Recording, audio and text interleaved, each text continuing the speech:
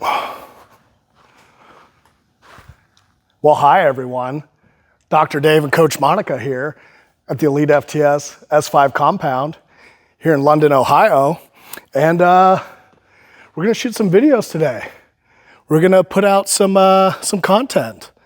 And the first thing we're gonna talk about on these new videos and this content is about the eccentric control in the squat and learning to ride the lightning and not fight it. We wanna ride it, okay? And so what that means is we can see a lot of times when lifters are taking a max effort weight that they may try and overly control the weight coming down.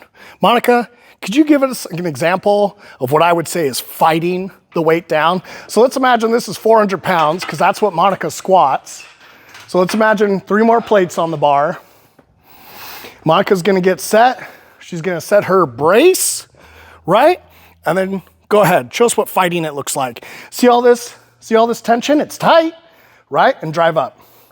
Good, that's about as fast as you can drive up, huh? Yeah. One more time for the people at home. This is what we would consider fighting the weight down. It's overly slow at the start, and you may even see it speed up just a little bit, right, as she comes into the hole.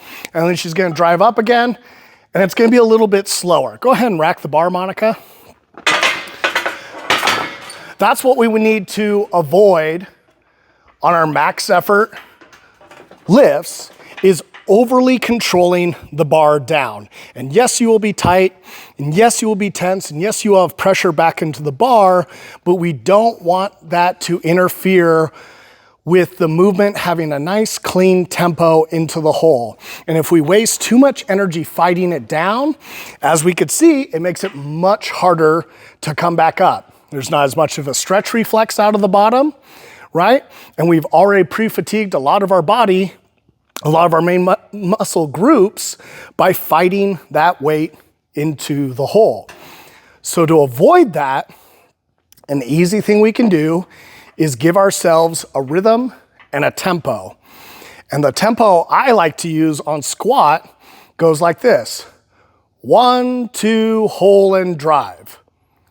Again, 1, 2, hole and drive. It's a 4-count tempo, right? With 3 seconds to come down and a second to drive up. So Monica's gonna demo a 1, 2, hole and drive for us so we can see what that looks like.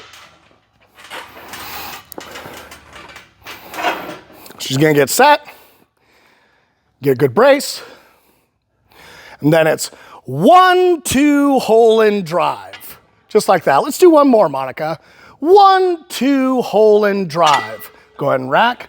As we can see, that creates much more acceleration out of the hole in the bottom. We can see the bar lifting up on Monica's back as she completes the movement, and she maintained a much smoother bar path and didn't waste nearly as much energy on the way down.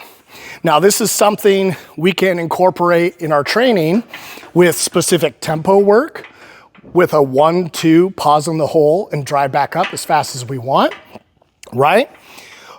We can put it into our warm-ups, whereas we're working up into our top weight. We can make sure we're maintaining that same tempo down and maximal acceleration out of the hole coming up.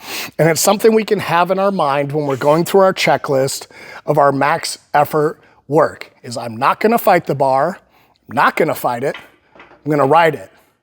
I'm gonna ride that lightning right out of the hole, okay? And so we think in our heads, and again, if you need to count it in your head as you're doing it, it's very helpful.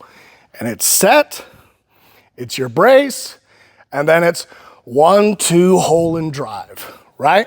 Just like that. You waste 0 time resisting against the bar.